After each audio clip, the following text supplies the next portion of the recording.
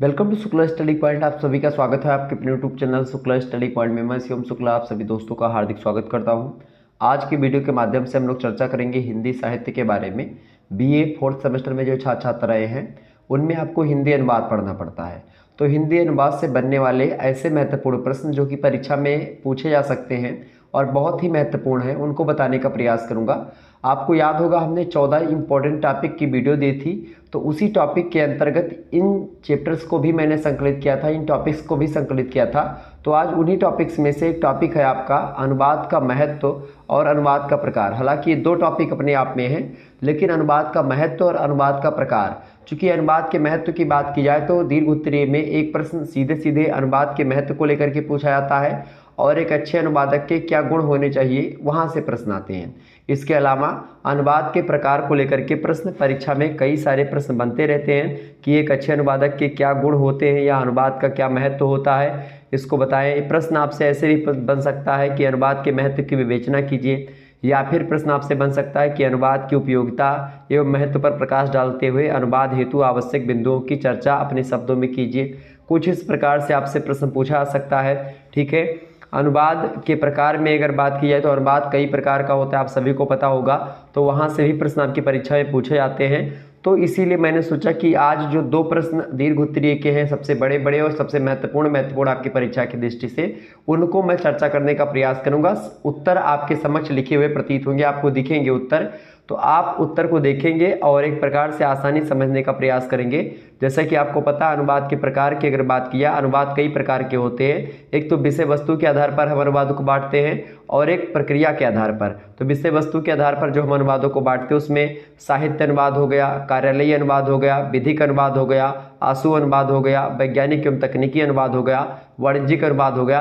तो इन सभी अनुवाद के बारे में जानने वाले हैं, खास करके विषय वस्तु के आधार पर जो हम बांटते हैं, मतलब बांटते हैं अनुवाद को। और दूसरा कैटेगराइजेशन या वर्गीकरण जो हम करते हैं अनुवाद का, वो करते हैं प्रक्रिया के आधार पर। तो प्रक्रिया के आधार पर अगर अनुवाद की बात की है तो अनुवाद 4 प्रकार के होते हैं। एक तो शब्दानुवाद, एक भावानुवाद, एक सारानुवाद और एक यांत्रिक अनुवाद। इन चारों अनुवाद के बारे में पढ़ेंगे। और जो विषय वस्तु के आधार पर है 6 अनुवाद, जैसे साहित्यिक अनुवाद, कार्यालयीय अनुवाद, विधिक अनुवाद, आशु अनुवाद, वैज्ञानिक एवं तकनीकी अनुवाद, वाणिज्यिक अनुवाद, इनके बारे में भी जानने का प्रयास करेंगे। तो कुल मिलाकर के आज आप बहुत बड़ा टॉपिक कवर करने वाले हैं और जानने वाले हैं कि कैसे कैसे प्रश्न पूछे जाते हैं और उनके उत्तर को आपको कैसे लिख रहा है। सरल भाषा में आपको समझाने का प्रयास करूंगा मैं। चलिए चर्चा करने का प्रयास करते हैं। अनुवाद का यह टॉपिक आप जरूर पढ़ लीजिएगा। चलिए सबसे पहले हम अनुवाद के प्रकार के बारे में ही चर्चा कर लेते हैं कि अनुवाद का प्रकार क्या है। तो सबसे पहले हम यही जान लेते हैं कि अनुवाद कितने प्रकार का होता है। अनुवाद के बारे में हम जानते हैं, फिर उसके बाद में अनुवाद के महत्व को हम समझेंगे इसके बाद। ठीक है, तो सबसे पहला टॉपिक आपका क्या है भाई, अनुवाद के प्रकार। अनुवाद के प्रकार की अगर बात की जाए तो सबसे पहले अनुवाद के बारे में आपको पता होगा कि अनुवाद है क्या। तो अगर आप लोगों के मन में हो रहा है कि अनुवाद है क्या, तो अनुवाद के बारे में मैंने आपको बताया था कि अनुवाद शब्द जो है वो खास करके वाद जो शब्द है एक, वो वाद शब्द जो है खास करके संस्कृत के वद धातु से बना है। और संस्कृत में वद का मतलब होता है बोलना या कहना, और वद से एक प्रकार से बना वाद, और वाद का मतलब होता है कथन या कही गई बात। ठीक है, या बोला गया या व्यक्त किया गया कोई विचार, तो वो होता है आपका अनुवाद। ठीक है, अच्छा, अनु जो प्रत्यय लगता है इसके बाद में अनु माने होता है दोहराना या पुनः कथन। ठीक है, समझ रहे हैं चीज़ों को। तो अनुवाद की अगर बात की जाए अगर सरल भाषा में, तो अनुवाद जो होता है ये एक प्रकार से एक भाषा से दूसरी भाषा में भाव या विचारों का एक प्रकार से आदान प्रदान होता है। मतलब जैसे अंग्रेजी में कोई बात लिखी हुई तो उसको हिंदी में हम बताते हैं, या हिंदी में लिखी हुई तो अंग्रेजी में बताते हैं, फिर दुनिया की किसी भाषा में लिखी है और दूसरी किसी भाषा में हम उसको बताते हैं, तो वो अनुवाद कहलाता है। समझ रहे हैं ना। Doctor Bholanath Tiwari, doctor Ravindranath Srivastava, doctor Satish Kumar Rohra, Nida, Taylor, इन सभी लोगों ने अलग अलग तरीके से अनुवाद की परिभाषा दी है। तो आइए उसी अनुवाद के प्रकार के बारे में जानने का प्रयास करते हैं। हालांकि अनुवाद की परिभाषा वगैरह के बारे में ऑलरेडी हमने बोर्ड पर आपको एक क्लास दी थी, आप लोगों ने देखा होगा, चैप्टर 1 नाम से पढ़ी होगी, प्लेलिस्ट में आप देख लीजिएगा। ठीक है, अनुवाद कार्य अत्यंत जटिल कार्य होता है। जटिल माने कठिन कार्य होता है अनुवाद। अनुवाद कोई सरल काम नहीं, कोई बच्चों का खेल नहीं है अनुवाद करना या अनुवाद सीखना। अनुवाद एक जटिल काम होता है जिसमें अनुवादक की भूमिका अहम होती है। अनुवादक मतलब जो अनुवाद करने वाला व्यक्ति होता है उसको अनुवादक कहते हैं, तो उसकी भूमिका बहुत अहम होती है। अनुवाद की पूर्ण प्रक्रिया से या अनुवाद की पूर्ण प्रक्रिया में उसे अलग अलग भूमिकाएं निर्वहन करनी पड़ती है। मतलब अनुवाद की प्रक्रिया चूंकि एक प्रक्रिया के तहत अनुवाद होता है, तो अनुवाद की पूरी प्रक्रिया में जो अनुवादक होता है उसको अलग अलग प्रकार की भूमिकाएं या उसकी जो रोल होते हैं अनुवादक के, वो निभाने पड़ते हैं उसको। और मूल पाठ का विश्लेषण करते समय, मूल पाठ समझ रहे हैं ना, जो जिस भाषा में चीज़ें लिखी हैं, एक होता है स्रोत भाषा, एक होती है लक्ष्य भाषा। स्रोत भाषा मतलब होता है जिस भाषा का अनुवाद करना है, लक्ष्य भाषा जिस भाषा में अनुवाद करना है, ठीक है। तो मूल पाठ मतलब जो स्रोत भाषा है, जिस भाषा का हमको अनुवाद करना है, तो मूल पाठ का सबसे पहले विश्लेषण करते समय वह पाठक की भूमिका में होता है अंतरण अथवा रूपांतरण। अंतरण और रूपांतरण का मतलब एक ही होता है। अंतरण माने होता है एक स्थान से दूसरे स्थान पर जाना या एक चीज़ से दूसरी चीज़ में परिवर्तन होना, यही होता है संतरण। संतरण का मतलब यही होता है। रूपांतरण का मतलब एक रूप से दूसरे रूप में परिवर्तित होना, ठीक है।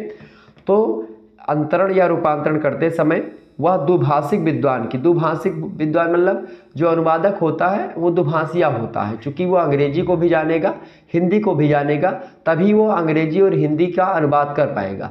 मतलब दोनों भाषाओं का, स्रोत भाषा और लक्ष्य भाषा, दोनों का ज्ञान एक अनुवादक को होना परम आवश्यक होता है।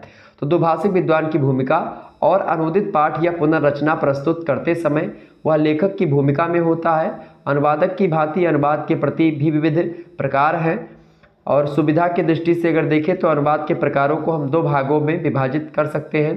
पहला कौन सा है? पहला है विषय वस्तु के आधार पर अनुवादों को बांटते हैं, और दूसरा होता है प्रक्रिया के आधार पर।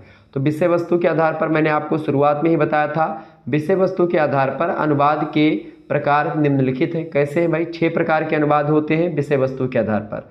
पहला है साहित्यिक अनुवाद। अभी साहित्यिक अनुवाद के बारे में हम चर्चा करेंगे। कार्यालय अनुवाद, अभी कार्यालय अनुवाद के बारे में भी, मतलब जितने अनुवाद हैं सभी अनुवाद के बारे में हम एक एक करके जानने का प्रयास करेंगे। तो चिंता करने की आपको कोई आवश्यकता है नहीं, कोई भी अनुवाद से। अच्छा, अब यहाँ पर एक प्रश्न आपका नहीं, लगभग 10-12 प्रश्न आपके अति लघु उत्तरीय के भी यहाँ से तैयार हो जाएंगे आपके, क्योंकि साहित्यिक अनुवाद या साहित्य अनुवाद ऐसे लिख करके आपको छोड़ देगा, 50 शब्दों में आपको लिखने के लिए बोला जाएगा। तो वो 50 शब्द आप इस वीडियो को अगर देखेंगे तो कई प्रकार के अति लघु उत्तरीय प्रश्न आपके और लघु उत्तरीय तैयार होंगे, यहाँ तक कि दीर्घ उत्तरीय के 2-3 प्रश्न आपके यहाँ से तैयार होने वाले हैं। तो पहला होता है विषय वस्तु के आधार पर साहित्यिक अनुवाद, दूसरा कार्यालयीय अनुवाद, तीसरा होता है विधिक अनुवाद, चौथा होता है आशु अनुवाद, पांचवा होता है वैज्ञानिक एवं तकनीकी अनुवाद, छठा होता है वाणिज्यिक अनुवाद। अच्छा, साहित्यिक अनुवाद मतलब साहित्य के क्षेत्र में किया गया अनुवाद। अब साहित्य के क्षेत्र में पद्य अनुवाद, नाट्य अनुवाद, गद्य अनुवाद, ये कई अनुवाद होते हैं। कार्यालयीय अनुवाद में एक कार्यालय से दूसरे कार्यालय में या एक कार्यालयी एक प्रकार से जो अधिकारी होते हैं उनके आपस में बीच की वार्ता या एक प्रकार से पत्र आदि के माध्यम से क्या होता है, विचार और भाव नहीं समझ पाते, मान लेते दुभाषियाँ हैं, एक दूसरी भाषा का है, दूसरा दूसरे भाषा का है, तो इस प्रकार से, या एक कार्यालय जो है कश्मीर में है, दूसरा कार्यालय तमिलनाडु में है, तीसरा पूर्वोत्तर भारत के मतलब कि बांग्लादेश मतलब कि पश्चिमी बंगाल में है, चौथा असम में है, पांचवा गुजरात में है, छठा उड़ीसा में है। तो इस प्रकार से अलग अलग कार्यालय अलग अलग भारत के देशों मतलब भारत के राज्यों में फैले हुए हैं। तो ऐसी स्थिति में अलग अलग भाषा का होना भी परम आवश्यक है। तो अलग अलग भाषाओं को दूसरी भाषा से, तमिलनाडु वाले को तमिल भाषा आती है, उत्तर प्रदेश वाले को हिंदी आती है, तो हिंदी और तमिल में एक प्रकार से हिंदी वाला तमिल नहीं समझेगा, तमिल वाला हिंदी नहीं समझेगा, इसके लिए एक अनुवादक की आवश्यकता पड़ती है। तो वो होता है कार्यालयीय अनुवाद। तीसरा होता है विधिक मतलब कानूनी अनुवाद, ठीक है, कानून से रिलेटेड। चौथा आशु अनुवाद मतलब 2 व्यक्ति खड़े हुए हैं, जैसे एक है तमिल वाला, एक है हिंदी वाला। अब एक व्यक्ति ऐसा होगा जो कि तमिल भी जानता है और हिंदी भी जानता है, वो हिंदी वाले की बात को तमिल में बताएगा तमिल वाले को, तमिल वाले की बात हिंदी में बताएगा हिंदी वाले को, मतलब वो होता है आशु अनुवाद। मतलब आशु अनुवाद खड़े होकर के एक व्यक्ति तुरंत जो है उसका कन्वर्ट करता और बताता है। वैज्ञानिक एवं तकनीकी अनुवाद में जो वैज्ञानिक विधियों में, तकनीकी में, टेक्नोलॉजी में प्रयोग होता है वो वाणिज्यिक अनुवाद मतलब जो बैंक वगैरह में होता है। अभी हम इसको विस्तार से और जानने का प्रयास करेंगे। दूसरा जो है प्रक्रिया के आधार पर, प्रक्रिया के आधार पर जो अनुवाद होता है वो है एक तो शब्दानुवाद, शब्द का अनुवाद, एक भाव अनुवाद यानी भावों का अनुवाद, तीसरा सार का अनुवाद मतलब कि जो सार को गह लिए थोथा दिए उड़ाए, मतलब जो इंपॉर्टेंट चीज़ें उसको केवल निकाल करके उसी का अनुवाद करके समझा देना, वो। चौथा होता है यांत्रिक मतलब मशीनी अनुवाद। तो इस प्रकार से ये प्रक्रिया के आधार पर 4 प्रकार के अनुवाद होते हैं। आइए हम अनुवाद के विषय वस्तु एवं प्रक्रिया के आधार पर जो अनुवाद है उनके प्रकार को समझते हुए आगे बढ़ते हैं। सबसे पहला अनुवाद हमने बताया था आपको साहित्य अनुवाद।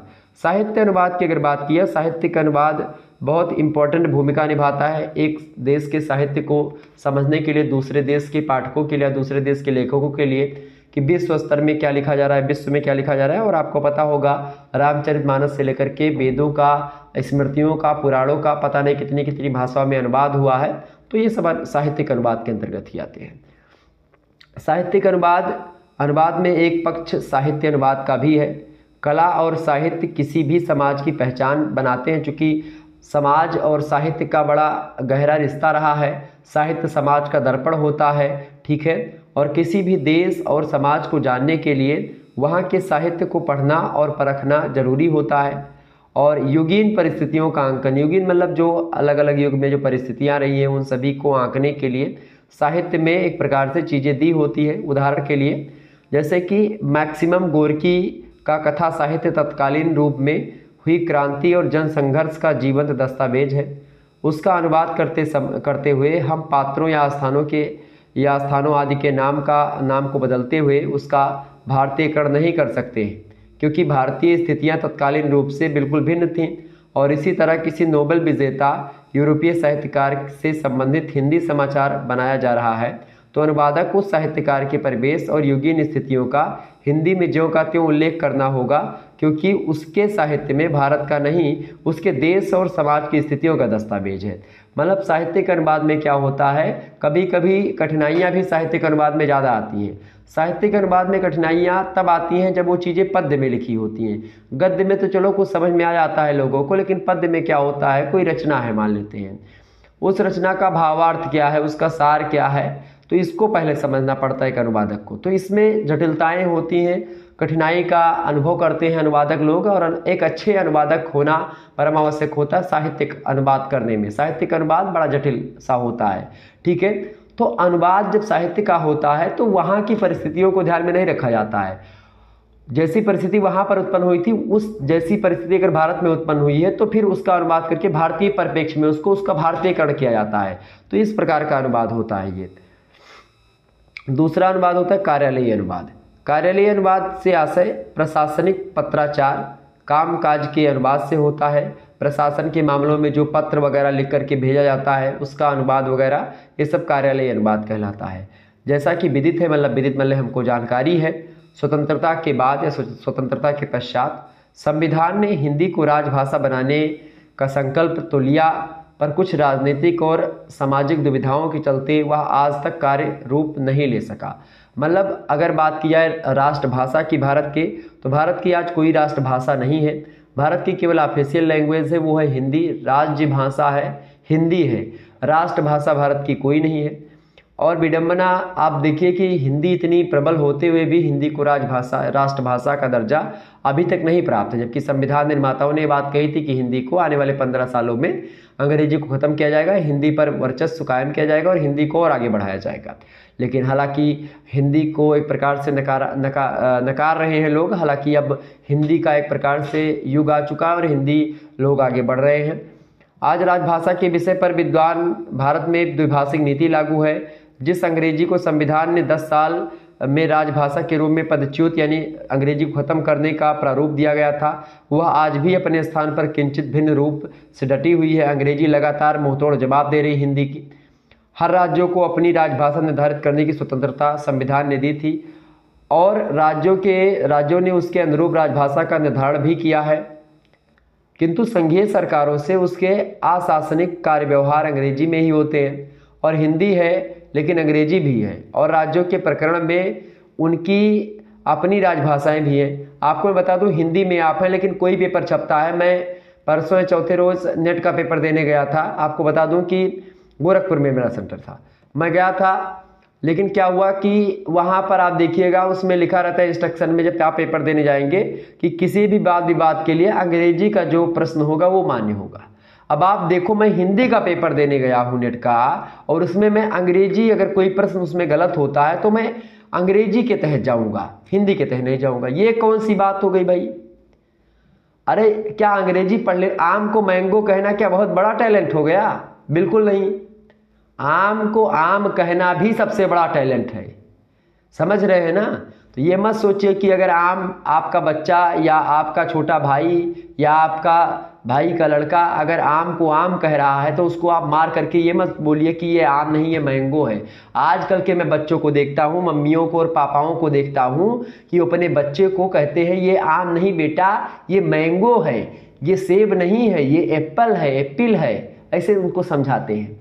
तो ये क्या होता है, थोड़ा सा जब हम ही आप लोग अपनी भाषा के प्रति सजग नहीं होंगे तो और तो बात ही क्या यार। ये सरकारें तो बस आती जाती रहती, सरकार कभी नहीं चाहेगी कि वो एक प्रकार से आपके लिए कुछ एक प्रकार से थोड़ा सा ऐसा कर दे ताकि सारी मुद्दे खत्म हो जाए। वो तो कुछ दो तीन चार मुद्दे उसके पास रहेंगे हमेशा, ताकि वो उसी मुद्दे पर चुनाव लड़ेगी।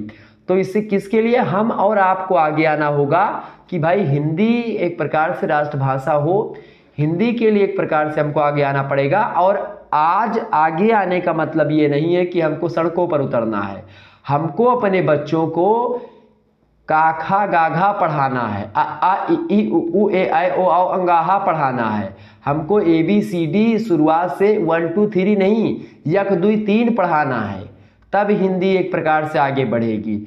आज हम ही लोग बच्चे को मछली जल की रानी है जीवन उसका पानी है नहीं पढ़ाते हैं। हम क्या पढ़ाते हैं, twinkle twinkle little star how I wonder what you are, हम इसको पढ़ाते हैं। और इसीलिए जो बच्चा ट्विंकल ट्विंकल पढ़ता है वो टैलेंटेड कहा जाता है। उसकी मम्मी कहीं पर जाती हैं शादी ब्याह में तो कहती चाचा को या आंटी को आंटी कहते हैं, चाचा चाची खत्म होएगा, अब सब आंटी अंकल का है। अंकल को बेटा वो पोयम सुनाओ ट्विंकल ट्विंकल वाला, तो कहेंगे अच्छा पोयम सुनाना, तो बच्चों को परेशान हो जाता है पोयम सुनो। ये नहीं कहेंगे कि बच्चा तो 2 चौपाई सुनाई दे रामचरितमानस के। तो ये सब खत्म होता जा रहा है प्रचलन, और आप देख ही रहे होंगे। हालांकि आगे बढ़ते हैं तो ये सब चीज़ें हैं, और इसी कारण से आज शायद हिंदी पीछे रह रही है, अंग्रेजी उसका मुंह तोड़ जवाब दे रही है। हिंदी है लेकिन अंग्रेजी भी है, और आप देखेंगे कि अलग अलग राज्य जो हैं वो अलग अलग तरीके से राज्यों के प्रक्रम में उसकी अपनी राजभाषाएं हैं। ऐसी स्थिति में अनुवाद की उपयोगिता और महत्व लगातार बढ़ता जा रहा है। सभी जानते हैं कि प्रशासनिक शब्दावली का अपना एक विशिष्ट स्वरूप होता है, एक रूप होता है, स्ट्रक्चर होता है, जो बहुधा अंग्रेजी से अनुवाद पर आधारित होता है। पारिभाषिक शब्द इसी प्रकार की प्रशासनिक शब्दावली का एक प्रमुख हिस्सा है।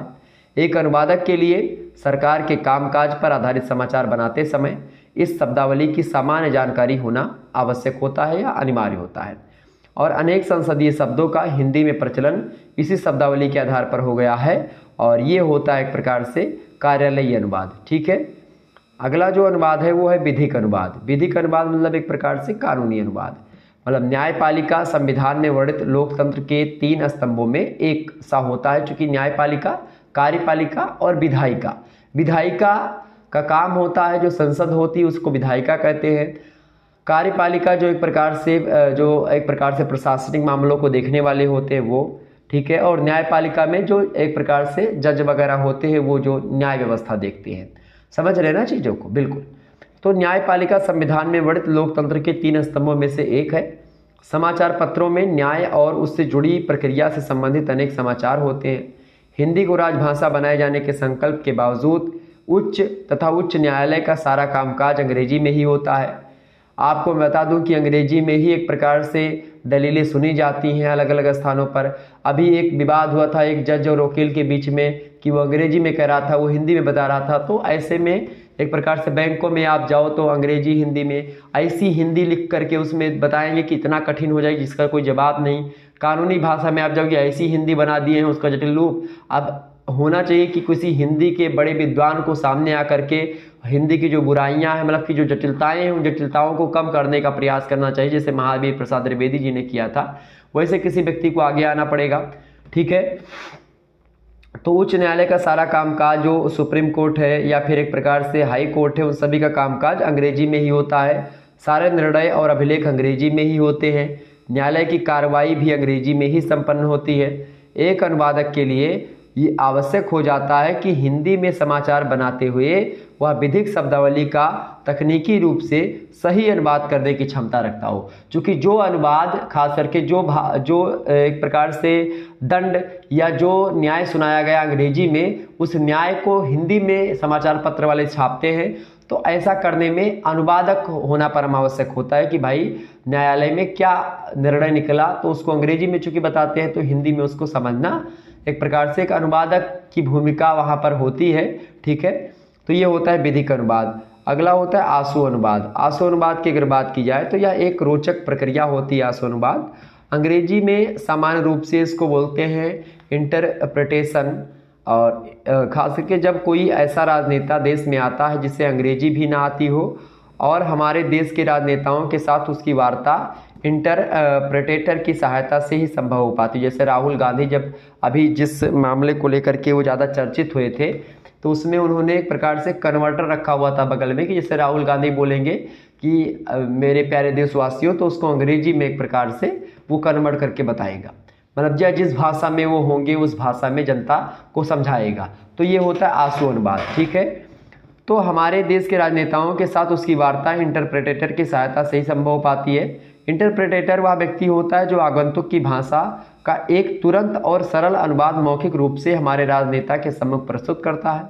हमारे राजनेता की भाषा का आगंतुक राजनेता के सम्मुख वह एक ऐसा भाषिक मध्यस्थ है जिस पर यह उत्तरदायित्व होता है कि वह वार्ता को तकनीकी रूप से 100% सही संभव बनाता है। पत्रकारिता में आशु अनुवाद के कुछ और भी आयाम हो सकते हैं, जैसे कि फ़ोन पर किसी महत्वपूर्ण व्यक्ति से की जा रही वार्ता को तुरंत अपने समाचार के लिए हिंदी में अनुवाद करके लिखते जाना। जैसे कि आप लोग टीवी पर देखते होंगे कि कोई व्यक्ति अमेरिका का मान लेते कोई राष्ट्रपति है या ब्रिटेन के प्रधानमंत्री हैं, जब वो कभी बोलते हैं, वार्ता करते हैं भारतीय संदर्भ में, तो बोलते तो अंग्रेजी में है लेकिन नीचे वहीं पर लिख करके तुरंत आता रहता है हिंदी में उनकी वार्ता को। या कोई व्यक्ति अंग्रेजी में जब बोलता है तो उसका एक सब टाइटल लिख करके नीचे आता है हिंदी में अंग्रेजी में, या कोई अंग्रेजी मूवी होती है हिंदी में उसका सब टाइटल लिख करके आता है, या कोई हिंदी मूवी होती है अंग्रेजी में सब टाइटल लिख करके आता है। तो वो सब टाइटल लिखने की प्रक्रिया भी कहीं ना कहीं पे एक आशु अनुवाद की परंपरा से ही या उसी प्रक्रिया के द्वारा ही संभव हो पाती है। और आपको बताते हुए मुझे बड़ा अच्छा लग रहा है कि जब अनुवाद किया जाता है तो अनुवाद करते समय खास करके आशु अनुवाद जो होता है वो बड़ा इम्पोर्टेंट सा हो जाता है, क्योंकि आशु अनुवाद से ही क्या होता है कि लोग जो है एक दूसरे की भावनाओं को तुरंत समझ पाते हैं और जान पाते हैं। अगला जो आपका अनुवाद होता है वो है वैज्ञानिक एवं तकनीकी अनुवाद, 5वां अनुवाद। वैज्ञानिक एवं तकनीकी अनुवाद की अगर बात की जाए, जिसको आप बोलते हैं खास करके टेक्नोलॉजी का अनुवाद। ठीक है, हमारा समय जो है विज्ञान और तकनीकी का युग है। इस समय विज्ञान के बहुआयामी विकास ने मानव जीवन की जो गतिविधियां हैं उन गतिविधियों को ही नहीं बल्कि उसके जीवन मूल्यों को भी कई स्तरों तक बदल रखा है, प्रभावित किया हुआ है। आपको बता दूं आजकल जो है बहुत ज़्यादा एक प्रकार से प्रभावित कर रहा है विज्ञान का युग हमको। तो एक अनुवादक की अगर बात की जाए तो अनुवादक खास करके वैज्ञानिक और तकनीकी अनुवाद में क्या होता है, वो जैसे कोई क्या हुआ कि विज्ञान का युग है ही, आप सभी लोग जानते हैं, तकनीकी का युग है और लगातार जैसे जैसे विज्ञान आगे बढ़ रहा है हमारा समाज बदल रहा है, हर चीज़ बदल रहा है और आप देखते हैं मूल्यों में परिवर्तन हो रहा है। तो समाचार पत्रों में विज्ञान और तकनीकी से संबंधित जो गतिविधियाँ होती हैं उन गतिविधियों के कई समाचार होते हैं और उनके लिए आवश्यक होता है कि अनुवादक पत्रकार को वैज्ञानिक एवं तकनीकी शब्दावली की पर्याप्त जानकारी हो। यानी कि अगर कोई शोध हुआ पूरे संसार में कहीं पर, तो वहाँ जैसे मान लेते हैं इंग्लैंड में कोई शोध हुआ तो इंग्लैंड के में जो शोध होगा वो अंग्रेजी में छपेगा, तो उस अंग्रेजी वाले पत्र को पढ़ करके हिंदी में छापना एक प्रकार से ये होता है वैज्ञानिक एवं तकनीकी अनुवाद। ठीक है, जिसके अभाव में अनुवाद हास्यास्पद और विचित्र हो जाता है। अगर आप जो है तकनीकी और वैज्ञानिक शब्दावली के बारे में नहीं जानेंगे एक अनुवादक होने के नाते, अगर आप एक अनुवादक हैं तो आपको ये पता होना चाहिए कि वैज्ञानिक और तकनीकी शब्दावलियाँ कौन कौन सी होती, हिंदी की और अन्य भाषाओं की, तब आप एक प्रकार से उसका अच्छे तरीके से अनुवाद कर पाएंगे। अगर ऐसा नहीं है तो अनुवाद क्या हो जाएगा, हास्यास्पद हो जाएगा और विचित्र हो जाएगा, मतलब हंसने योग्य हो जाएगा, वो व्यंग्य सा हो जाएगा। रेल या ट्रेन को हिंदी में लौह पथ गामिनी जैसे विचित्र और हास्यास्पद अनुवाद की जगह रेल या ट्रेन ही लिखना अनुवादक के हित में होगा। मतलब अगर आप जो है ट्रेन या रेल के स्थान पर अगर हिंदी में अगर सोचें लौह पथ गामिनी लिखें, इतना लंबा लिखें, इतना जटिल अनुवाद करें तो थोड़ा सा जटिल हो जाएगा, गलत हो जाएगा। और यही कारण है कि जो पेपर बनाते हैं चाहे वो यूपीएससी का पेपर हो या अन्य किसी सब्जेक्ट का पेपर हो, अंग्रेजी में तो पेपर बनता है और उसका हिंदी में अनुवाद इसी प्रकार से कुछ होता है, लौह पथगामिनी टाइप का। मतलब रेल को वहाँ पर लौह पथगामिनी लिख करके इंट्रोड्यूस करवाया जाता है। तो इसीलिए हिंदी के छात्र छात्राएँ हमारे परेशान हो जाते हैं और ये बदलना चाहिए बिल्कुल सरकार को। और ये गलत है, 100% गलत है कि अगर आप जो है उसको रेल या जैसे हिंदी के कोई ठेकेदार या हिंदी का कोई भी व्यक्ति इसको मना नहीं करता कि आप ट्रेन को ट्रेन ना कहें। आप हिंदी तो इतनी सरल भाषा हो चुकी है कि वो हर एक दुनिया की हर एक भाषाओं को अपने आप में समेटने के लिए इच्छुक है। तो ऐसे में लौह पथगामिनी लिखना ट्रेन को या रेल को, ये एक प्रकार से एकदम से हंसी मजाक टाइप का हो जाएगा। तो ऐसा करने से बचना चाहिए कि अनुवादक को जैसे कंप्यूटर के लिए कंप्यूटर ही लिखना चाहिए, इसी तरह हिंदी संगणक की जगह कैलकुलेटर शब्द का प्रयोग ही एक प्रकार से होता है। तो इस प्रकार से कैलकुलेटर को संगणक कोई कहता है या कंप्यूटर को संगणक कोई कहता नहीं कहता है, ठीक है। तो इसीलिए उसको वैसे जैसे प्रचलन में वैसे ही अगर होता रहेगा तो फिर कोई दिक्कत की बात नहीं है। इससे क्या होगा, अच्छे तरीके से लोग समझ पाएंगे और लोगों को एक प्रकार से कठिनाई का अनुभव नहीं होगा। तो ये होता है वैज्ञानिक एवं तकनीकी अनुवाद। छठा जो अनुवाद है वो है वाणिज्यिक अनुवाद।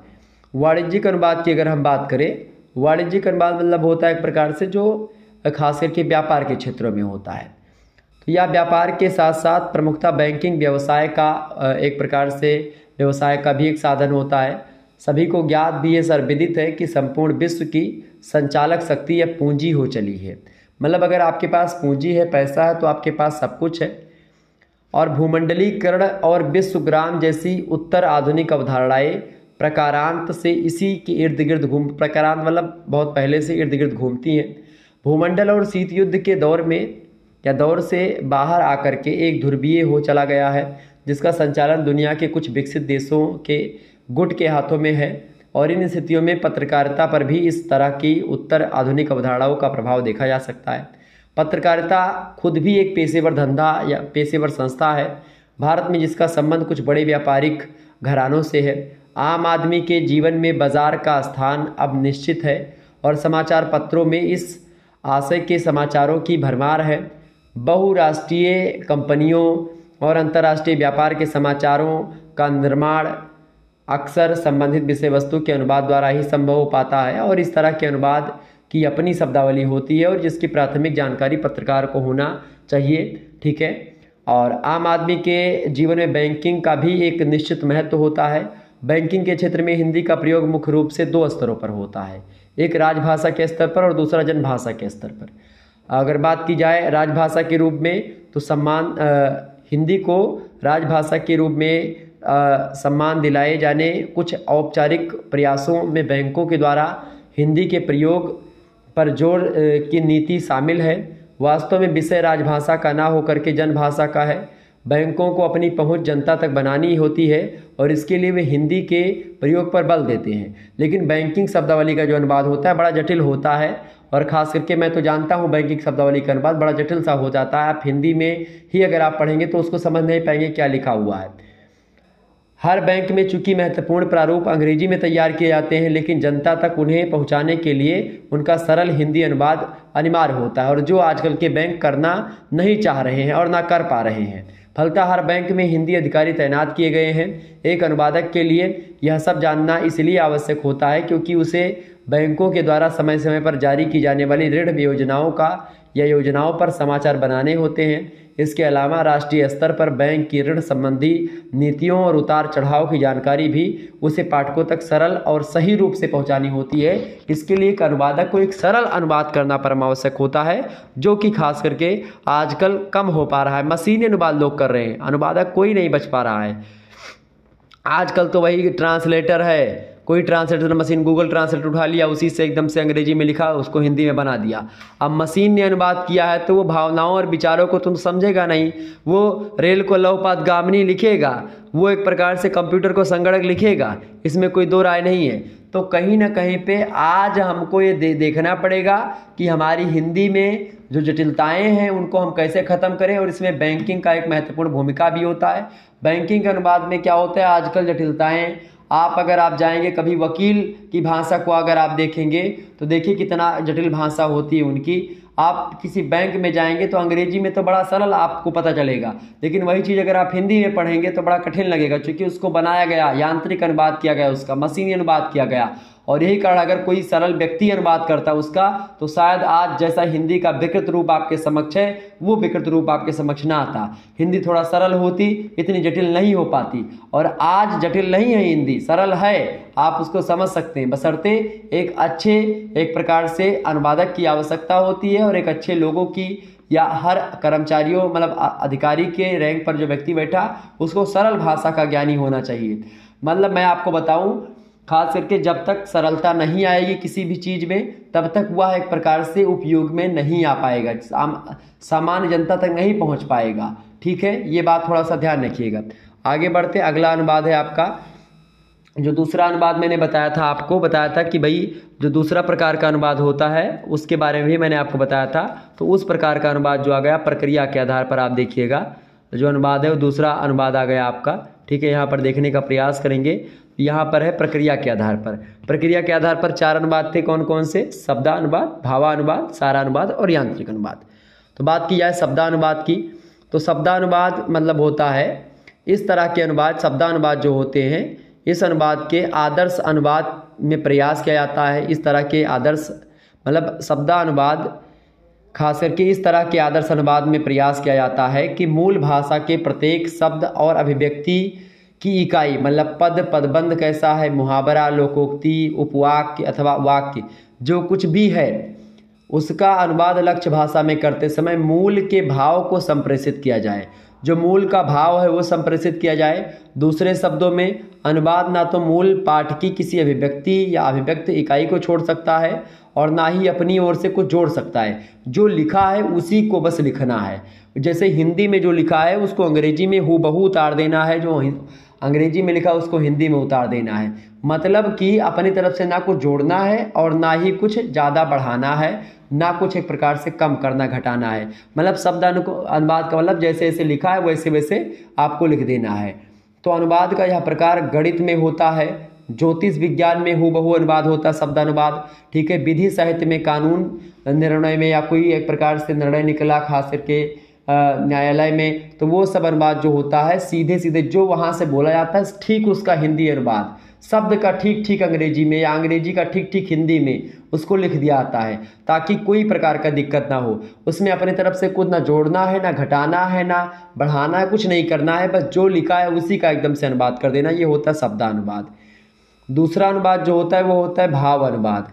भाव अनुवाद की बात की जाए तो इस प्रकार के अनुवाद में भाव, अर्थ और विचार पर अधिक ध्यान दिया जाता है, लेकिन ऐसे शब्दों, पदबंधों और वाक्यांशों की उपेक्षा नहीं की जाती है जो महत्वपूर्ण होते हैं। मतलब जो चीज़ लिखी उसको तो लिखा ही जाता है, इसके अलावा और जानते हैं क्या लिखा जाता है? इसके अलावा जो भाव कहना चाह रहा है उस भावों को भी, मतलब भाव अर्थ को बताता है। ठीक है, एक होता है व्याख्या, एक होता है भावार्थ। तो भावार्थ में क्या होता है, जो लेखक कहना चाह रहा है और लेकिन शब्दों में वो बातें नहीं लिखी, उसके भावों के द्वारा वो चीज़ें बताई जा रही, तो भावार्थ वो होता है। ठीक, तो ऐसे अनुवाद से सहज प्रवाह बना रहता है और पत्रकार अक्सर इसी अनुवाद का सहारा लेते हैं, भाव अनुवाद। यानी क्या भाव है, क्या कहना चाह रहा है लेखक, उसी को अनुवाद करना। ठीक है, ये भाव अनुवाद होता है। अगला अनुवाद है सारा अनुवाद। सार अनुवाद की अगर बात की जाए तो यह आवश्यकता के अनुसार संक्षिप्त और अति संक्षिप्त होता है।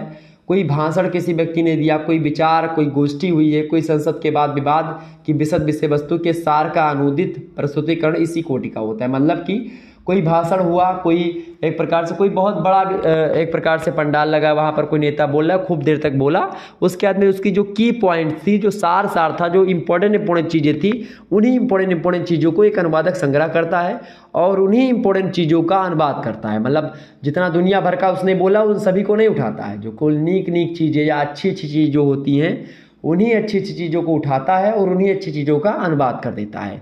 तो ये अनुवाद होता है सार अनुवाद। सार माने होता है जैसे कि 300 पेज का कोई उपन्यास है और 10 पेज में उसको पढ़ लेना, ये सार होता है। ठीक है, 10 पेज में उसको लिख करके प्रस्तुत करना सार कहलाता है।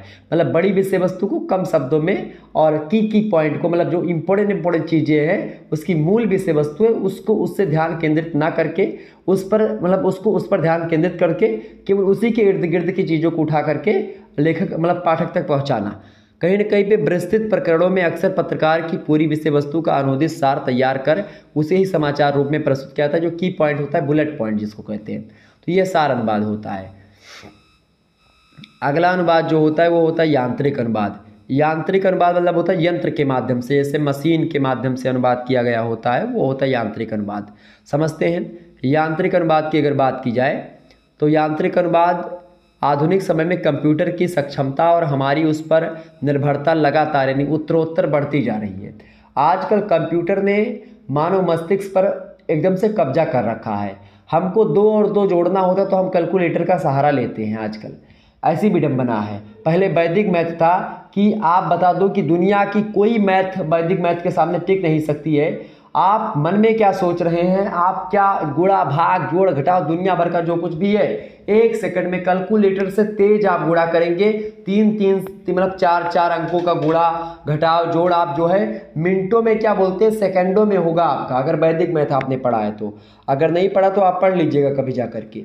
तो आधुनिक समय में कंप्यूटर चूंकि हमारा मस्तिष्क पर कब्जा कर रहा है और ऐसी स्थिति में हम अनुवादक को ना करके कंप्यूटर के माध्यम से गूगल ट्रांसलेटर से अनुवाद कर देते हैं। और ऐसी स्थिति में यंत्र को एक प्रकार से भावों का पता नहीं होता है कि लेखक क्या कह रहा है, उसको तो बस जो लिखा है केवल शब्द का अनुवाद करता है वो।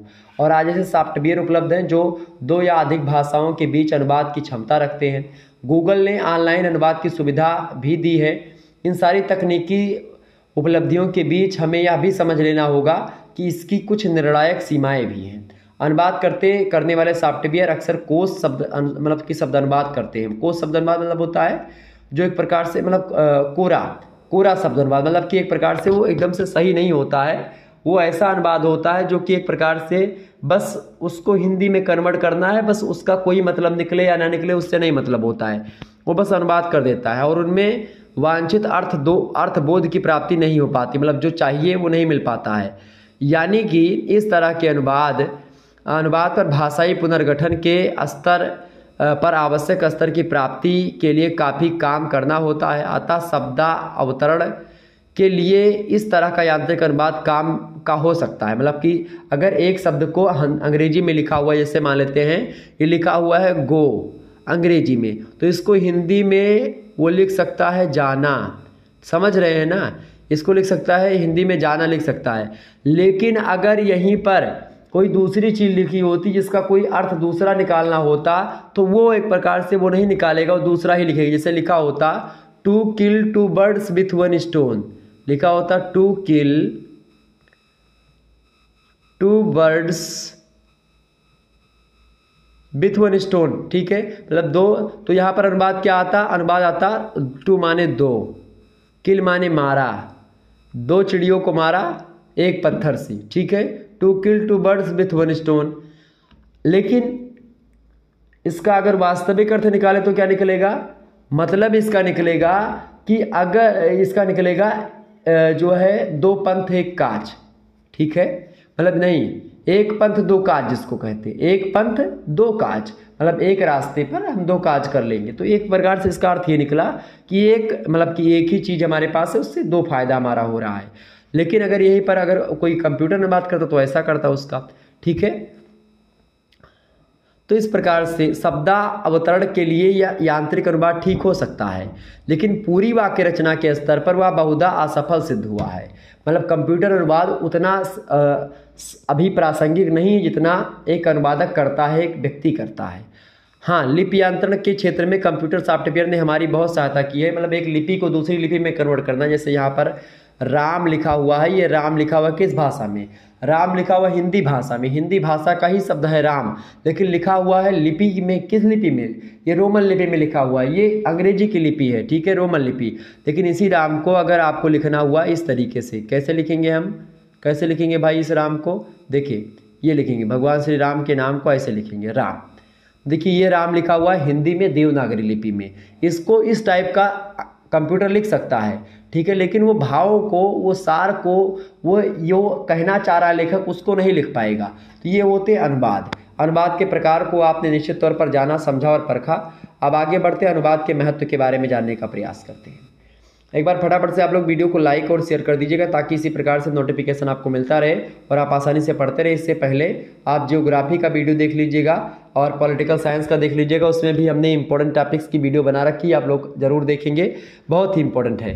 अनुवाद का महत्व सबसे पहले देखेंगे। आज विश्व में विज्ञान जिस गति से प्रगति कर रहा है, जो निरंतर नए आविष्कार हो रहे हैं, उनको समझने के लिए अनुवाद की आवश्यकता होती है। यह संभव नहीं है कि पहले हम उस भाषा का ज्ञान प्राप्त करें और फिर उसमें लिखे गए वैज्ञानिक साहित्य को समझें। और इस विश्व में अनेकों भाषाएं हैं। यह संभव नहीं है कि सब लोग सब भाषाओं को सीख करके एक दूसरे की सभ्यता, संस्कृति और विचारों को जाने। इससे अच्छा है कि क्या बिना इस परिचय से क्या होगा कि देश विकास नहीं कर सकेगा। कि सबसे पहले कोई समाचार पत्र अंग्रेजी में छपा तो कोई हिंदी भाषी का व्यक्ति तो वो पहले अंग्रेजी सीखे फिर उस समाचार पत्र को पढ़े, बड़ा लंबा टाइम लग जाएगा। इससे अच्छा क्या है, अंग्रेजी में कोई पत्र छपा तो अंग्रेजी का कोई व्यक्ति है वो उसको हिंदी में कन्वर्ट कर दे और हिंदी वाला उसको समझ ले, तो ये एक प्रकार ज़्यादा सरल होगा। तो इसीलिए अनुवाद का महत्व है। ठीक है, बिना इस परिचय के कोई देश विकास नहीं कर सकता। विकास रूप से पिछड़े हुए देश के लिए जो अनुवाद का महत्व है खास करके असंदिग्ध है। आपको बता दूं, आज सामरिक दृष्टि से अनुवाद बहुत महत्वपूर्ण हो गया है और इसी कारण से कंप्यूटर अनुवाद के एक नए युग का सूत्रपात हो चला है। अनुवाद की आवश्यकता, उपयोगिता एवं महत्व के संबंध में डॉक्टर कैलाश चंद्र भाटिया जी कहते हैं कि अनुवाद प्रविधि में देश और जाति के आत्म विस्तार का भाव निहित होता है। आत्म विस्तार का भाव निहित होता है, मतलब आप देश दुनिया की चीज़ों को जान पाते हैं। इससे क्या होता है, आपका ज्ञान और आपके विचारों का जो दायरा है वो भी बढ़ता है। जहाँ हम अन्य देशों से लेना चाहते हैं वहाँ कुछ ना कुछ हम देना भी चाहते हैं। आदान प्रदान की इस प्रक्रिया को बनाए रखने के लिए अनुवाद अपरिहार्य है। मतलब अनुवाद को हम ठुकरा नहीं सकते, अनुवाद को हमको एक्सेप्ट करना पड़ेगा और अनुवाद हमारे जीवन के लिए बहुत ही उपयोगी है। अगर आज अनुवाद खत्म हो जाएगा तो मेरे हिसाब से दुनिया का जो रूप रंग आज आप देख रहे हैं वैसा ना होगा। अनुवाद के द्वारा अन्य देशों के विचारों को जान पाते हैं।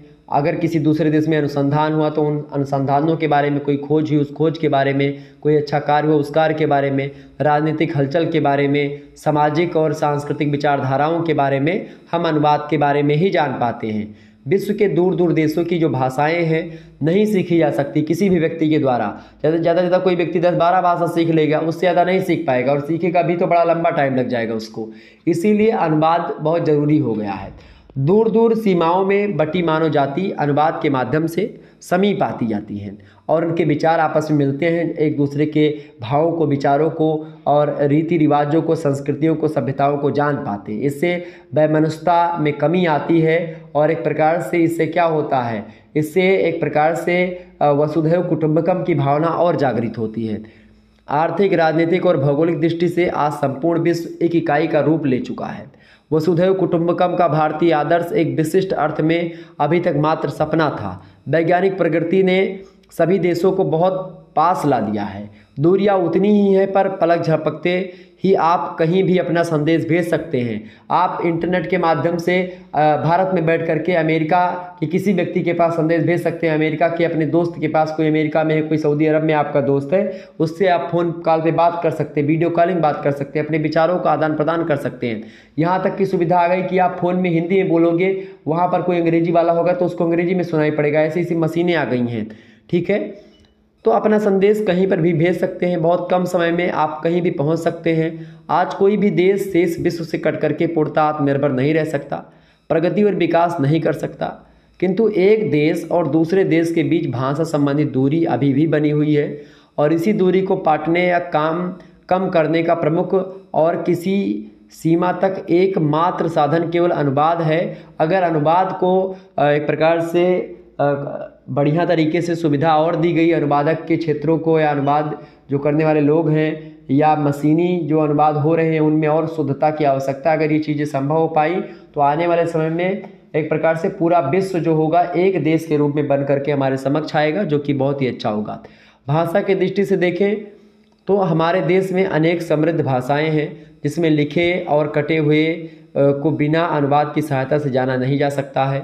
इसी संदर्भ में एक महत्वपूर्ण बात है कि अभी तक हम लोग कामकाज में अंग्रेजी का प्रयोग करते हैं।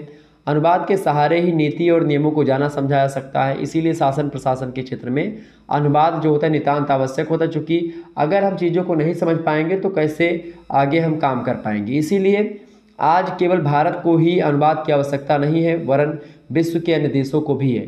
डॉक्टर रीता रानी पालीवाल कहती हैं इस संदर्भ में कि विज्ञान, टेक्नोलॉजी, कला, साहित्य, संस्कृति, दर्शन, राजनीति, समाजशास्त्र, वनस्पति विज्ञान आदि ज्ञान की तमाम शाखाओं प्रशाखाओं में हो रहे एक देश के कार्य को दूसरे देश तक पहुंचाने में अनुवाद की महत्वपूर्ण भूमिका होती है।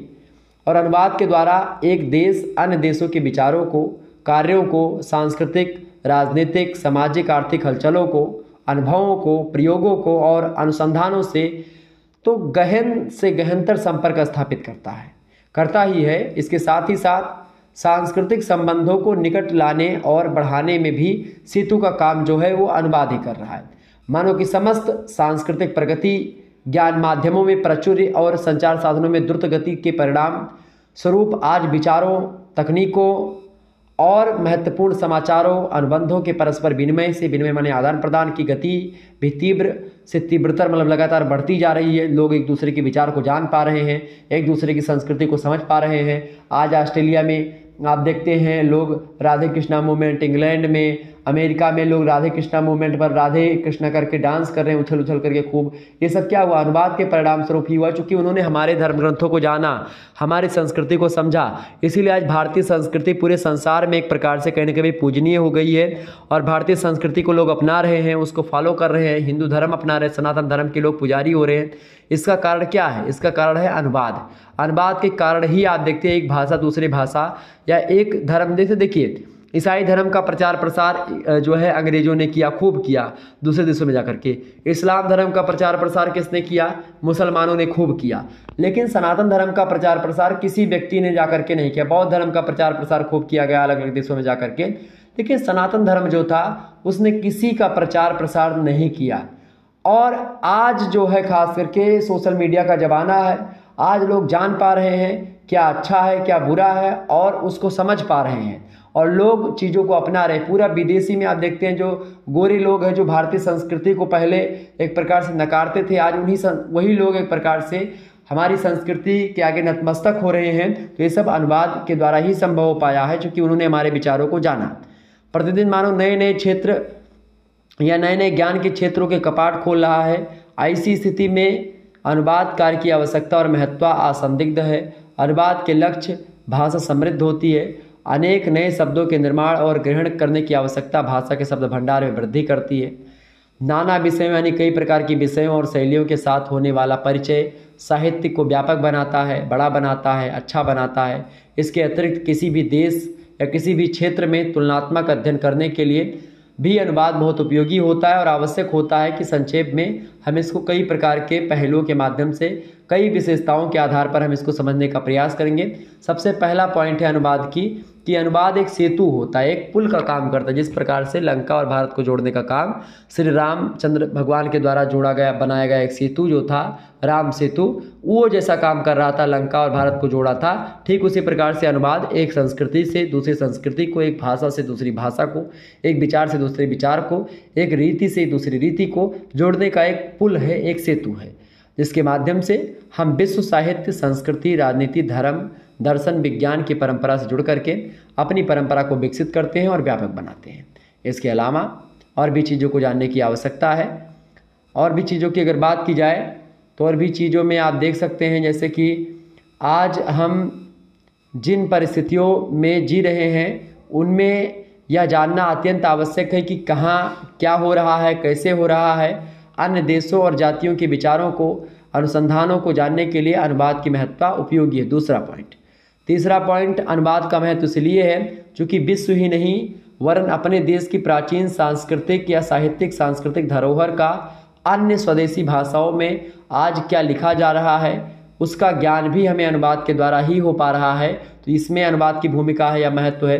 चौथा महत्व अनुवाद का ये है कि विभिन्न देश प्रदेशों के साथ प्रत्येक क्षेत्र में आदान प्रदान करने के लिए अनुवाद की आवश्यकता होती है और अनुवाद की यह आवश्यकता कहीं ना कहीं पे आप देखते होंगे कि विभिन्न देश प्रदेश के साथ प्रत्येक क्षेत्र में, चाहे संस्कृति का क्षेत्र हो, चाहे राजनीति का हो, चाहे सामाजिक क्षेत्र हो या किसी अन्य का क्षेत्र हो, उसको एक प्रकार से हम लोग एक प्रकार से समझ पाते हैं और आवश्यकता अनुवाद की उसमें बहुत ज़्यादा। तो अनुवाद का एक महत्व ये है। पांचवा महत्व आप लोग अनुवाद का ये लिख सकते हैं कि अनुवाद एक वातायन है। वातायन माने होता है झरोखा, झरोखा माने होता है खिड़की। एक ऐसी खिड़की है अनुवाद जिसके द्वारा बाहर की वायु और प्रकाश भीतर आते हैं और जिसके माध्यम से हम बाहर के संपूर्ण परिदृश्य के रंग, रूप, आकार और कार्य व्यापार को देख और समझ पाते हैं। कहने का मतलब एक ऐसी खिड़की है अनुवाद जिस खिड़की के माध्यम से कमरे में प्रकाश और उजाला और आवाज़ तो आती ही है, इसके अलावा हम जो है बाहरी दुनिया से रूबरू भी हो पाते हैं। तो अनुवाद एक ऐसी खिड़की है, अनुवाद एक खिड़की है जिस खिड़की से हम पूरे संसार के रूप रंग को देखते हैं और संसार से जो ज्ञान होता है वो उसी खिड़की के माध्यम से हमारे कमरे तक पहुंचता है। तो एक ऐसा झरोखा है, एक ऐसी खिड़की, एक ऐसा वातायन है अनुवाद। तो ये हो गया अगला विशेषता। छठा महत्व या अनुवाद की विशेषता ये है कि अनुवाद किसी अन्य भाषा की शिक्षा पाने और देने का प्रथम सम्मान है। बिल्कुल, बहुत बढ़िया बात। अनुवाद किसी अन्य भाषा की शिक्षा को पाने और उसको देने का प्रथम सम्मान है। सातवां महत्व अनुवाद का ये है कि अनुवाद हमारी बौद्धिक एवं आत्मिक जिज्ञासा, चेतना, इसके अलावा मतलब कि सजगता और व्यापकता का एक प्रमुख लक्षण और प्रतीक है। अनुवाद न केवल हमारी बौद्धिकता को विकसित करता है बल्कि आत्मिक जिज्ञासा को भी बढ़ाने का काम करता है। तो अनुवाद की अगर बात किया, अगर आज अनुवाद को ख़त्म कर दिया जाए, अनुवाद जैसी कोई व्यवस्था ना रहे, तो मेरे हिसाब से जो आज पूरा संसार वैचारिक संघर्ष या विचारों का एक प्रकार से इस संघर्ष से जूझ रहा है, वो संघर्ष शायद ख़त्म हो जाए। तो आपको बता दूं कि अनुवाद का यह भी एक महत्व है कि वो एक प्रकार से हमारी बौद्धिक और आत्मिक जिज्ञासा, चेतना, सजगता और व्यापकता का एक प्रमुख लक्षण और प्रतीक है अनुवाद। आठवां इसकी विशेषता ये है कि अनुवाद से लक्ष्य भाषा के शब्द भंडार में वृद्धि होती है। लक्ष्य भाषा मतलब जिस भाषा में हमको अनुवाद करना है उस भाषा की उसमें वृद्धि होती है और निरंतर होती चलती रहती है। उसमें नए नए विषयों, शैलियों, रूपों का समावेश होता है। ठीक है, तो ये सब एक प्रकार से अनुवाद के क्या हैं, ये सब अनुवाद के क्या है भैया, ये सब अनुवाद के एक प्रकार से महत्व हैं। इसके अलावा अगला महत्व है अनुवाद का, आज ऐसा कोई क्षेत्र नहीं है जहाँ अनुवाद की आवश्यकता ना हो, किंतु प्रमुखता निम्नलिखित क्षेत्रों में उसकी उपयोगिता स्वयं सिद्ध हो गई है। अनुवाद आज एक प्रकार से इतना जरूरी होगा जितना प्राणवायु जरूरी है। मतलब जितना आवश्यकता एक व्यक्ति को वायु की है उतनी ही आवश्यकता अनुवाद की जान पड़ने लगी आज वर्तमान परिप्रेक्ष्य में, क्योंकि बिना इतने ज़्यादा जानकारी के या इतने प्रकार के लोग, अब लोगों की मानसिकता जो क्षुब्ध नहीं रह गई, छोटी मानसिकता नहीं रह गई है, एक व्यापक विचारधारा बनती चली गई और इसका कारण है अनुवाद। अगर इस व्यापक विचारधारा को अगर रोक दिया जाएगा तो वो अनुवाद का ही माध्यम होगा जिसके माध्यम से हम उसको रोक पाएंगे। तो अनुवाद के द्वारा ही संभव हो पाता है। तो आज ऐसे कोई क्षेत्र नहीं जहां अनुवाद की आवश्यकता ना हो, और उन्हीं क्षेत्रों की अगर बात की जाए तो कई सारे क्षेत्र, जैसे कि अनुवाद का क्षेत्र है राजकाज और कार्यालयी कार्य व्यापार में हम अनुवाद के बारे में जान पाते हैं, अनुवाद के बारे में समझ पाते हैं, और राजकाज और कार्यालयी कार्य व्यापार में अनुवाद का प्रयोग करके ही हम एक प्रकार से चीज़ों को समझ पाते हैं। दूसरी बात, अन्य देशों में हुआ शोध कार्य को समझने के लिए अनुवाद की आवश्यकता पड़ती है। विशेषता विज्ञान के क्षेत्र में कोई शोध हुआ, कोई अन्वेषण हुआ, तो उसको जानने के लिए हमको अनुवाद का सहारा लेना पड़ता है। तीसरी बात, विधि निर्माण में कोई कानून बना तो अंग्रेजी में बना तो उसको हिंदी में समझने के लिए अनुवाद की आवश्यकता पड़ती है। इसके अलावा न्यायालयों के निर्णय हुए, आपको मैंने पहले बताया कि भाई अंग्रेजी में निर्णय होते हैं तो उसको हिंदी में समझने के लिए हमको अनुवाद की आवश्यकता पड़ती है। चौथी बात, पांचवी बात, पत्रकारिता के लिए भी हमको अनुवाद की आवश्यकता पड़ती है। हो सकता है जो भाषा हिंदी में छपा पत्र हो और उसको अंग्रेजी में आपको समझना है, या अंग्रेजी में छपा पत्र हिंदी में समझना है, तो उसको आप पत्रकारिता के क्षेत्र में भी जान पाते हैं।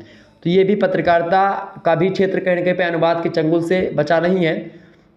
व्यापारिक क्षेत्रों में चूंकि आपको मान लेते हैं इंग्लैंड से व्यापार करना है, तो एक प्रकार विदेश मंत्री आपको पता होगा इंग्लिश में बोलते हैं या अन्य भाषाओं में कई जानकार होते हैं, अच्छे जानकार होते हैं। तो कहीं ना कहीं व्यापारिक क्षेत्रों में भी जो व्यापारी होते हैं वो भी अंग्रेजी, हिंदी, कई भाषाओं के जानकार होते हैं। आपको बता दूं, यहाँ तक कि जो एक प्रकार से रिक्शे चालक होते हैं कभी कभी वो भी अंग्रेजी बोलते हैं, हिंदी बोलते हैं, अंग्रेजी बोलते हैं, क्योंकि उनको घुमाना रहता है। ऐसे आप बनारस में जाएंगे तो कुछ रिक्शे वाले होंगे तो वो अंग्रेजी बताएंगे। मैंने देखा, मैं बनारस में रहता था तो उस समय गदौलिया से मैं गुजर रहा था वहीं पर, तो डीबी कॉलेज में जा रहा था, तो गदौलिया से मैं गुजर रहा था। तो उधर क्या हुआ कि उधर गदौलिया से मैं पैदल जा रहा था। चूँकि गदौलिया से जब इधर जाओ तो गदौलिया से एक पैदल रास्ता पड़ता है, इधर से जब आप जाओगे तो पड़ता है पैदल रास्ता 20 से डीबी कॉलेज के लिए। डीबी कॉलेज मशहूर कॉलेज है, बनारस का सबसे बेस्ट कॉलेज है। तो उसमें क्या होता है कि जब उधर से मैं गुजर रहा था तो एक रिक्शे वाला था, तो एक जो है मतलब पुरुष ही था, वो जा रहा था मतलब, तो उसको मैडम मैडम बोल रहा था। वो चूँकि बाल रखाया था, इंग्लैंड का था, लंबा चौड़ा था, तो उसको मैडम मैडम मैडम मैडम कहाँ चलेंगी, मैडम कहाँ चलेंगी, मतलब ऐसे बोले, अरे गोई मैडम, ऐसे अंग्रेजी में बोल रहा था उससे। तो मुझे हंसी आ गई कि मैडम बोल रहा है उसको। तो रिक्शे वाले भी अंग्रेजी में बात करते हैं उनसे, इंग्लैंड वालों से। तो ये सब व्यापारिक क्षेत्रों में भी होता है और अन्य क्षेत्रों में आजकल। तो मैंने एक और आपको बता दिया। अगला क्षेत्र है विश्व साहित्य, सांस्कृतिक और सभ्यता का ज्ञान में अनुवाद की भूमिका होती है। इसके अलावा विश्व स्तरीय सभाओं, सम्मेलनों के प्रस्ताव और निष्कर्ष भी एक प्रकार से कहीं ना कहीं पे अनुवाद के द्वारा ही संभव हो पाते हैं। इसके अलावा परस्पर संवाद और समझौते भी अनुवाद के द्वारा ही समझ में आते हैं और लोग एक दूसरे से जान पाते, समझ पाते हैं। राष्ट्रीय अंतर्राष्ट्रीय पुरस्कार को भी आप अनुवाद के द्वारा ही समझ पाते हैं, जान पाते हैं। तो राष्ट्रीय अंतर्राष्ट्रीय पुरस्कारों को भी अनुवाद के माध्यम से समझा जाना जा सकता है। और उच्च स्तरीय शिक्षण प्रशिक्षण भी एक प्रकार से अनुवाद के द्वारा ही संभव हो पाता है। ये बात थोड़ा सा ध्यान रखेंगे, बहुत इंपॉर्टेंट चीज़ें हैं। अनुवाद का क्षेत्र आज एक प्रकार से व्यापक हो चुका है और एक बृहत स्तर पर अनुवाद का चंगुल जो है वो जकड़ता हुआ पूरे संसार को जा रहा है। और ऐसा एक प्रकार से होना भी कहीं ना कहीं पे बहुत ज़रूरी था। और अनुवाद के द्वारा ही हम एक दूसरे की चीज़ों को जान पाते हैं। कई बार कहना उचित ना होगा, हालांकि आगे बढ़ते हैं। अनुवाद हेतु आवश्यक बिंदु को हम जानते समझने का प्रयास करते हैं, समझते हैं। अनुवाद हेतु आवश्यक बिंदु कौन कौन से होते हैं? सबसे पहले अनुवाद करने के लिए या अनुवाद को समझने के लिए या अनुवादक को कौन कौन से बिंदुओं पर ध्यान देना चाहिए, वहाँ पर भी ये पॉइंट हमने लिखे हुए हैं। पहला पॉइंट, अनुवाद के लिए स्रोत भाषा, मतलब जिस भाषा का आपको अनुवाद करना है, और लक्ष्य भाषा, यानी जिस भाषा में आपको अनुवाद करना है। स्रोत भाषा और लक्ष्य भाषा दोनों का पूर्ण ज्ञान एक अनुवादक को होना चाहिए, सबसे पहली बात। दूसरी बात, भाषा के साथ साथ विषय का ज्ञान भी होना परम आवश्यक है। किस विषय पर चीज़ें लिखी जा रही हैं, किस विषय पर अनुवाद हमको करना है, उस विषय का ज्ञान भी परम आवश्यक हो जाता है एक अनुवादक के लिए। दूसरा पॉइंट। तीसरा पॉइंट है स्रोत भाषा सामग्री का अनुवाद लक्ष्य भाषा के प्रति प्रकृति के अनुकूल करना चाहिए, मतलब कि लक्ष्य भाषा के प्रति उसकी प्रकृति, उसका नेचर कैसा है, उस नेचर को समझने के तदुपरांत ही आपको करना चाहिए। यानी स्रोत भाषा सामग्री का अनुवाद लक्ष्य भाषा के प्रति प्रकृति, मतलब उसके नेचर के अनुकूल करना चाहिए। तीसरी बात। चौथी बात, एक अनुवादक को यह भी ध्यान देना चाहिए, सामान्यतः शब्दानुवाद को अच्छा नहीं माना जाता कि आप जैसा शब्द लिखा हुआ है उस शब्द का हूबहू अनुवाद कर दें, वो अनुवाद अच्छा नहीं माना जाता शब्दानुवाद को। शब्दानुवाद क्या है, मैंने इससे पहले इसीलिए पहले उसको समझा दिया। शब्दानुवाद को अच्छा नहीं माना जाता है, किंतु वैज्ञानिक, तकनीकी और विधि निर्माण के क्षेत्र में शब्दानुवाद आवश्यक होता है। शब्दानुवाद गणित के क्षेत्र में, ज्योतिष विज्ञान के क्षेत्र में, वैज्ञानिक क्षेत्रों में, तकनीकी क्षेत्रों में और विधि निर्माण यानी कानून के निर्माण में, या जो निर्णय आया है न्यायालय का, उस न्यायालय के निर्णय में जो शब्दानुवाद होता है वो इम्पोर्टेंट होता है, वो सही होता है। लेकिन वही शब्दानुवाद जो आम सामान्य भाषा में अगर होगा या सरल, मतलब उसमें होगा दैनिक जीवन के लिए या फिर अन्य चीज़ों में, तो वो चीज़ एक प्रकार से आप मान करके चलो वो उचित नहीं होगा। और उसका अनुवाद एक प्रकार से उसका भाव का अनुवाद करना चाहिए, सार अनुवाद या भाव अनुवाद। वैसे भाव अनुवाद ही उचित होता है, ज़्यादा भाव अनुवाद ही लोग करते हैं। सार अनुवाद क्या होता है, बड़े बड़े लोगों के लिए किया जाता है, जो अधिकारी होते हैं जिनके पास समय नहीं होता, संक्षेपण की क्रिया के द्वारा होता है वो। आगे देखने का प्रयास करते हैं। पांचवा पॉइंट, आपको ये समझना होगा एक अनुवादक अगर आप हैं या एक अनुवादक की क्या भूमिका, आपसे परीक्षा में प्रश्न पूछा जाएगा तो आप कैसे लिखेंगे। आप लिखेंगे कि यदि कोई समानार्थी शब्द ना मिले तो उस उपसर्ग या प्रत्यय के सहारे नया शब्द बना लेना चाहिए एक अनुवादक को। यानी कोई अगर समानार्थी शब्द ना मिले, अंग्रेजी का है, तो उसको हिंदी में उसको उपसर्ग या परसर्ग लगा करके या प्रत्यय लगा करके, उपसर्ग और प्रत्यय लगा करके एक नया शब्द बना सकते हो आप। ये एक प्रकार से एक अनुवादक की एक प्रकार से क्वालिटी होनी चाहिए, गुण होने चाहिए। एक अच्छे अनुवादक के छठा गुण ये शामिल होना चाहिए, मतलब उसमें अगला गुण ये शामिल होना चाहिए कि अन्य संदर्भ और प्रसंग की आवश्यकता के अनुसार अन्य स्वदेशी भाषाओं के उपयुक्त शब्दों का प्रयोग अनुचित नहीं होता है। मतलब अन्य संदर्भ और प्रसंग की आवश्यकता के अनुसार अन्य स्वदेशी भाषाओं के उपयुक्त शब्दों का प्रयोग जो होता है अनुचित नहीं होता है, मतलब उसका प्रयोग कर लेना चाहिए। अगर अन्य कोई शब्द प्रचलित है तो उसका प्रयोग भी उसके स्थान पर हो सकता है। इसके अलावा सातवां जो एक प्रकार से विशेषता है या एक अच्छे अनुवादक का गुण है वो है कि यदि कोई विदेशी शब्द हमारी भाषा का अंग बन चुका है तो उसे ज्यों का त्यों ग्रहण किया जा सकता है, उसमें छेड़छाड़, जैसे मैंने आपको शुरुआत में बताया, जैसे रेल शब्द जो है ये अंग्रेजी शब्द है। अब इस रेल को अगर हिंदी में बात करें लौह पथगामिनी के नाम से तो वो गलत हो जाएगा, वो थोड़ा जटिल हो जाएगा, उसको रेल शब्द ही हम अगर उपयोग में ले लेंगे तो ज़्यादा सही होगा। तो इसीलिए ये भी एक प्रकार से एक भूमिका होती है और एक अनुवादक को ऐसा करना चाहिए। आठवां एक अनुवादक का गुण ये होता है कि लोकोक्ति और मुहावरों का अनुवाद बहुत कठिन होता है। यदि लक्ष्य भाषा में पूर्णतः समानार्थी लोकोक्ति मुहावरा ना मिले तो भाषा अनुवाद स्पष्ट कर देना चाहिए। मतलब अगर अनुवाद एक प्रकार से लोकोक्ति में तो उसका लोकोक्ति में उसी तरीके का भाव अनुवाद कर देना चाहिए। मतलब जैसे to kill two birds with one stone मैंने आपको बताया था, तो जैसे कि टिट फॉर टैट मैंने आपको बताया था, माइट इज राइट बताया था, तो वो एक प्रकार से क्या होगा, वैसे जिसकी लाठी उसकी भैंस, माइट इज राइट, ठीक है। मतलब नहीं, टिट फॉर टैट, जिसकी ईंट का जवाब पत्थर से, जिसकी लाठी उसकी भैंस, ठीक है, माइट इज राइट। तो एक प्रकार से ये सब चीज़ें हैं, to kill two birds with one stone, ये मतलब इससे क्या होगा, मतलब एक पंथ दो काज। तो कहीं ना कहीं पे उसका अनुवाद आपको मुहावरे लोकोक्तियों से ही करना चाहिए जिस तरीके का अनुवाद हो, ठीक है। उसका आपको शब्दानुवाद नहीं करना, उसका आपको भाव अनुवाद करना है। नौवां अनुवादक को यह बात ध्यान रखनी चाहिए, नवीं पॉइंट, कि अनुवाद अधिकृत पारिभाषिक शब्दकोश का उपयोग उचित होता है। मतलब जो अनुवाद के द्वारा, मतलब अनुवादिक जो शब्दावलियाँ हैं जो एक प्रकार से अधिकृत पारिभाषिक शब्दकोश है, मतलब एक प्रकार से जो आधिकारिक शब्दकोश है, जो ओरिजिनल शब्दकोश है, जो मान्यता प्राप्त शब्दकोश है, उस शब्दकोश का प्रयोग करना चाहिए एक अनुवादक को, ठीक है। इसके अलावा अगला जो आपका एक प्रकार से विशेषता है एक अनुवादक की या एक गुण होना चाहिए अनुवादक के अंदर, वो है अनुवाद कोई विज्ञान नहीं है। सबसे पहली बात, अनुवाद कोई विज्ञान नहीं है, अभ्यास जनित एक कला है अनुवाद। इसीलिए अनुवाद की कोई सर्व स्वीकृत मानव प्रक्रिया नहीं होती है। अनुवाद एक कला है और जो जितना अभ्यास करता है उतना ही अनुवाद उसका सफल होता है। इसीलिए अनुवाद करते समय एक अभ्यस्त अनुवादक की आवश्यकता होती है। मतलब अनुवाद एक प्रकार से एक जो नवधुआ होगा अनुवाद करने में, वो गलत अनुवाद भी कर सकता है। यानी अनुवाद एक अनुवादक को एक प्रकार से कहीं ना कहीं पे कई प्रकार के अनुवादों का सामना मतलब वो कर चुका हो पहले से, मतलब वो एक प्रकार से मंझा हुआ अनुवादक हो। तो यानी अभ्यास अगर वो करा हुआ है अनुवादक, तो एक प्रकार से अनुवाद अच्छा होगा। इस प्रकार से आप लोगों ने अनुवाद के प्रकार को समझा, अनुवाद के महत्व को समझा, एक अच्छे अनुवादक के क्या गुण होने चाहिए उस अनुवादक के गुण के बारे में समझा। निश्चित तौर पर यहीं से आपके परीक्षा में प्रश्न आने वाला है। 10 नंबर क्या लगभग 15 से 20 नंबर आपका यहीं से तैयार हो गया है। अनुवाद के प्रकार में मैंने साहित्य अनुवाद के बारे में बताया, कार्यालयीय अनुवाद के बारे में बताया, विधिक अनुवाद के बारे में बताया, आशु अनुवाद के बारे में बताया, वैज्ञानिक एवं तकनीकी अनुवाद के बारे में बताया और वाणिज्यिक अनुवाद के बारे में बताया। इसके अलावा प्रक्रिया के आधार पर मैंने 4 अनुवाद जो बताए थे, शब्दानुवाद, भावानुवाद, सारानुवाद, यांत्रिक अनुवाद, उनके बारे में आपको बताया। इस प्रकार से आपने अनुवाद के प्रकार को समझा, अनुवाद के महत्व को, विशेषता को और उसके एक अनुवादक के क्या गुण होने चाहिए उसके बारे में भी आपने जाना। इसके अलावा परीक्षा में लगातार आने वाले प्रश्न, राजनीति विज्ञान से जो है प्लेटो से बनने वाले कुछ प्रश्न, उसको मैंने इस वीडियो में दिया है। 10 नंबर यहाँ से आपका फंसने वाला है। तो आप पॉलिटिकल साइंस अगर लिए हैं, BA 4th सेमेस्टर में है, तो आप इस वीडियो को देख लीजिएगा। इसी प्रकार से जियोग्राफी का डी विटलसी के अनुसार जो उन्होंने कृषि प्रदेशों का बंटवारा किया था, विश्व के कृषि प्रदेशों का, उसको देख लीजिएगा। 13 टाइप का जो उन्होंने बताया था, पूरा विस्तार से हमने समझाया इस वीडियो के माध्यम से। तो आप इस वीडियो को देख लीजिए, 10 नंबर पक्का आपका एकदम से यहाँ से भी तैयार हो जाएगा। जियोग्राफी का वीडियो देख लीजिएगा और राजनीति का वीडियो देख लीजिएगा और हिंदी का जो आज मैंने बताया ये, और बाकी प्ले लिस्ट में और वीडियो है। इसी प्रकार से और भी वीडियोज अगर आपको चाहिए तो कमेंट सेक्शन में बताएं, जी सर बिल्कुल वीडियो चाहिए।